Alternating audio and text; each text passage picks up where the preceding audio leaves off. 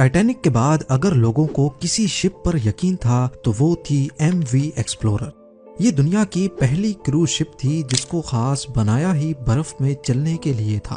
اس کی پرفارمنس اتنی اچھی تھی کہ اس نے انٹارکٹیکا میں کئی شپس کو ریسکیو کرنے کا ریکارڈ بھی بنایا ہے۔ لیکن 23 نومبر 2007 کی رات کو کالے اور ویران سدرن اوشن میں اس شپ کے ساتھ ایک ایسا حادثہ پیش آیا کہ اس کو بیچ سمندر میں ہی اکیلا چھوڑ کر نکلنا کیپٹن کی مجبوری بن چکی تھی۔ زیم ٹی وی کی ویڈیوز میں ایک بار پھر سے خوش آمدید۔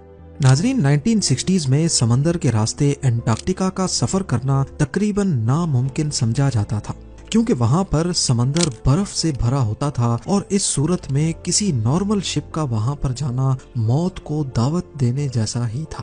مگر ایک Swedish American businessman Eric Lundblad نے اسے چیلنج سمجھ کر قبول کیا اور ایک ایسی شپ بنانے کا ارادہ کیا جو بآسانی انٹارکٹیکا کا سفر کر سکے، اور جو لوگ انٹارکٹیکا دیکھنے کا خواب رکھتے تھے وہ اپنا خواب پورا کر سکیں۔ اسی مقصد کے لیے ایک اسپیشل شپ تیار کی گئی جس کی لمبائی 240 فٹ اور وزن 2300 ٹن سے بھی زیادہ تھا۔ اس شپ کو لنڈ بلیڈ ایکسپلورر کا نام دیا گیا۔ ایکسپلورر کا کمپیریزن اگر اتہاس کی مشہور شپس ٹائٹینک یا پھر RMS اولمپک سے کیا جائے تو یہ ان سے چھوٹی تو ضرور تھی، مگر مضبوطی میں اس کا کوئی جواب نہیں تھا۔ یہ وہ پہلی کروز شپ بنائی گئی تھی جس کا مقصد پیسنجرز کو انٹارکٹیکا کے برفیلے پانی کی سیر کرانا تھا۔ نارملی یہ کام عام شپس نہیں کر سکتی۔ اگر کبھی شپس کو برفیلے سمندر میں جانا ہو تو ان کے آگے آئس بریکر لگایا جاتا ہے، لیکن یہ آئس کلاس 1A شپ، یعنی اس کو برف میں چلنے کے لیے آئس بریکر کی ضرورت نہیں تھی، بلکہ اس کا باؤ ایسے ڈیزائن کیا گیا تھا کہ شپ کے وزن سے ہی برف ٹوٹتی جاتی تھی۔ اس شپ میں 104 پیسنجرز اور 54 کریو ممبرز کے لیے جگہ موجود تھی۔ کروز شپ میں تمام لگژری فیسلٹیز کے ساتھ ساتھ ایک اور چیز بھی تھی جو MV ایکسپلورر کی شان میں اضافہ کر رہی تھی، کیونکہ اسے خاص طور پر انٹارکٹیکا کے سفر کے لیے بنایا گیا تھا اور وہاں موجود برف سے محفوظ رکھنے کے لیے اس کے حل کو ڈبل لیئر میں بنایا گیا تھا۔ لانچ ہوتے ہی یہ شپ پوری دنیا میں فیمس ہو گئی اور لوگ اس پر سوار ہو کر انٹارکٹیکا جانے کی خواہش رکھنے لگے۔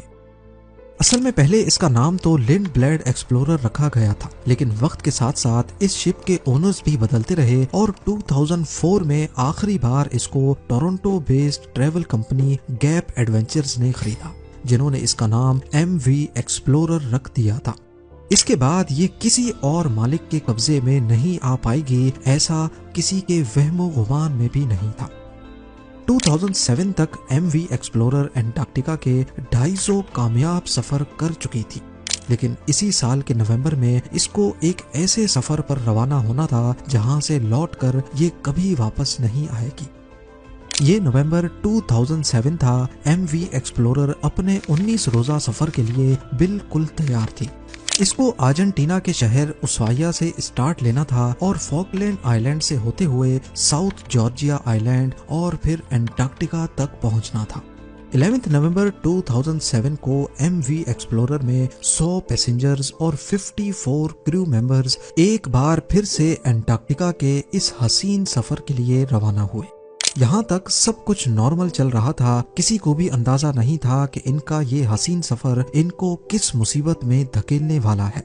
MV ایکسپلورر کے کیپٹن 49 ایئرز کے بینٹ وائمن تھے۔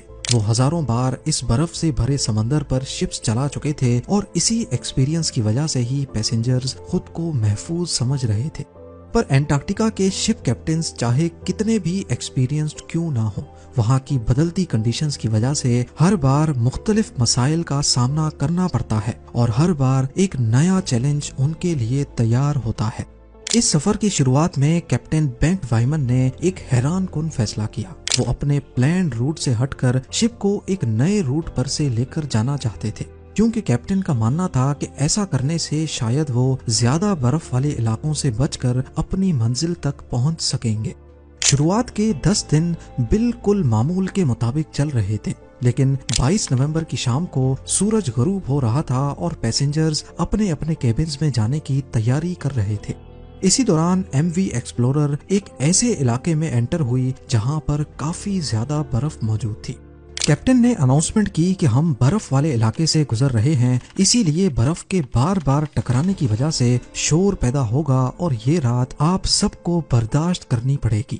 اندھیرے کی وجہ سے کیپٹن نے شپ کی رفتار کو کم کر کے صرف 5 ناٹس پر سیٹ کر دیا تھا، یعنی قریب 10 کلومیٹرز پر آور۔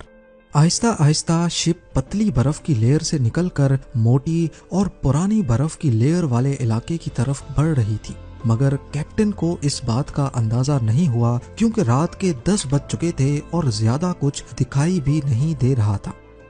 آدھی رات کے وقت اچانک شپ ایک زوردار آواز کے ساتھ رک گئی۔ پہلے تو کسی کو کچھ سمجھ نہیں آیا، لیکن پھر معلوم پڑا کہ شپ ایک سخت برف کے تودے سے ٹکرا کر رک گئی ہے۔ کیونکہ کیپٹن نے پہلے ہی اناؤنسمنٹ کر رکھی تھی، اسی وجہ سے کافی پیسنجرز نے اس آواز پر دھیان نہیں دیا اور وہ سوتے ہی رہے۔ کچھ دیر بعد کیپٹن شپ کو دوبارہ سے چلانے میں کامیاب ہو گئے۔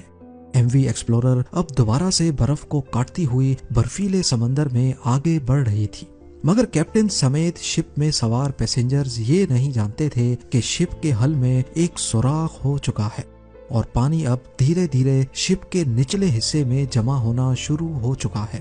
سوئے ہوئے پیسنجرز کی آنکھ تب کھلی جب ان کے کیبنز میں پانی بھرنا شروع ہو چکا تھا۔ کیونکہ پیسنجر کیبن جہاز کے نچلے والے حصے میں تھے، اسی لیے پانی سب سے پہلے وہیں پہنچا تھا۔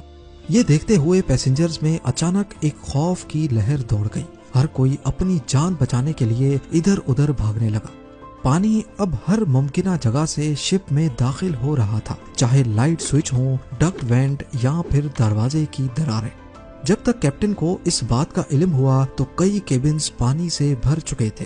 پہلے تو ان کو لگا کہ شاید چھوٹا ڈیمیج ہوا ہے جس پر قابو پایا جا سکتا ہے، لیکن جب پانی کا پریشر بڑھتا ہی جا رہا تھا تو کیپٹن بھی سمجھ گیا کہ بات اب قابو سے باہر نکل چکی ہے۔ کیپٹن نے فوری طور پر شپ کو خالی کرنے کا آرڈر دیا اور تمام لائف بوٹس کو ڈپلوائے کرنے کا فیصلہ کیا۔ اسی دوران شپ برفیلے علاقے سے تو نکل چکی تھی، مگر پانی جمع ہونے کی وجہ سے وہ ایک طرف جھک گئی تھی۔ کریو ممبرز جلدی سے شپ کو خالی کرنے اور انسانی جانوں کو بچانے میں مصروف تھے۔ شپ اپنی منزل سے 46 کلومیٹر دور تھی اور منزل پر ڈیمیج شپ کے ساتھ پہنچنا ناممکن تھا۔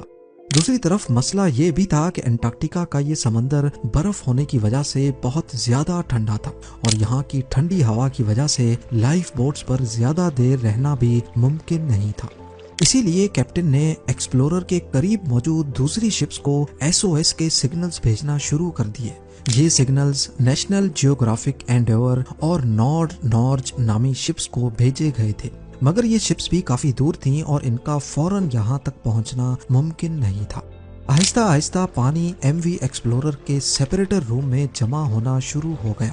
یہ وہ روم ہوتا ہے جہاں شپس کی تمام مشینری موجود ہوتی ہے، یعنی اسی روم سے ہی پوری شپ کو پاور دی جاتی ہے۔ اس روم میں پانی بھرنے کی وجہ سے اب ایم وی ایکسپلورر کی تمام الیکٹریسٹی بند ہو گئی۔ انٹارکٹیکا کے برفیلے سمندر کے بیچوں بیچ اب ایم وی ایکسپلورر بالکل اندھیرے میں تنہا کھڑی تھی۔ اس کے انجنز بند ہو چکے تھے اور اب شپ صرف سمندری لہروں کے رحم و کرم پر تھی۔ کیپٹن کو جہاں ایویکویشن کی فکر تھی، وہیں اب اس کو ایک اور خیال بھی تنگ کر رہا تھا۔ اگر شپ کا انجن دوبارہ سے آن نہ کیا گیا تو تیز ہوائیں اور لہریں شپ کو دوبارہ برف والے علاقے میں دھکیل سکتی تھی۔ الیکٹریکل فیلئر کی وجہ سے انجنز کو مینولی طریقے سے آن کرنے کی کوشش کی گئی۔ خوش قسمتی سے یہ آئیڈیا کام کر گیا اور انجنز ایک بار پھر سے اسٹارٹ ہو گئے۔ کریو ممبرز نے شپ کو خالی کرنے کا پروسیس مزید تیز کر دیا۔ کچھ ہی دیر میں جہاز پر سوار تمام افراد 4 لائف بوٹس میں سوار ہو کر ٹھنڈے ترین پانی میں اتر گئے۔ کچھ دیر تک کیپٹن اور چند کریو ممبرز شپ کو سیدھا کرنے کی کوشش کرتے رہے، لیکن آخرکار انجن ایک بار پھر سے بند ہو گئے۔ اب ایم وی ایکسپلورر میں پانی تیزی سے بھرتا جا رہا تھا اور کیپٹن کو جلد از جلد کوئی فیصلہ کرنا تھا، لہٰذا کیپٹن اور چند کریو ممبرز بھی شپ سے اتر کر لائف بوٹس میں سوار ہو گئے۔